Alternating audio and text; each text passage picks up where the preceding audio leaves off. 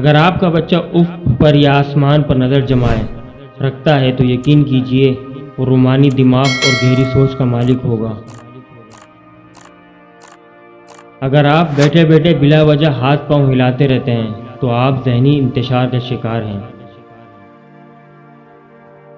اگر آپ کو معمولی باتوں پر غصہ آتا ہے تو آپ محبت کی کمی کا شکار ہیں اور محبت کے متلاشی ہیں۔ اگر آپ کا بچہ زیادہ دیر تک سوتا رہتا ہے تو وہ اعصابی کمزوری میں مبتلا ہو سکتا ہے۔ اگر آپ کے گھر میں لڑائی جھگڑا معمول کی بات ہے تو یقین کیجیے آپ کا بچہ ذرا سی بات پر ڈرنے لگے گا اور عدم تحفظ کا شکار ہوگا۔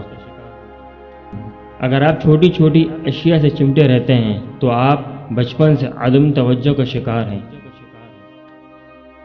اگر آپ ناک میں انگلی ڈالنے کی عادی ہیں تو آپ کسی نفسیاتی الجھن کا شکار ہیں۔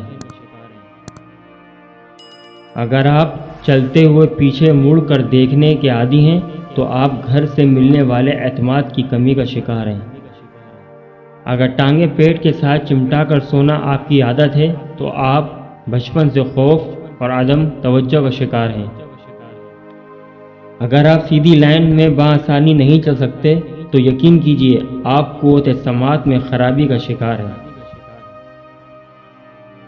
اگر آپ کو سوچوں کی وجہ سے نیند نہیں آ رہی تو آپ ایک کاغذ پر ایک خیالات کو بے ترتیب حروف، ہندسوں اور اشکال کی صورت میں لکھنا شروع کر دیجیے۔ ذہن خالی ہو جائے گا اور آپ کو پرسکون نیند آ جائے گی۔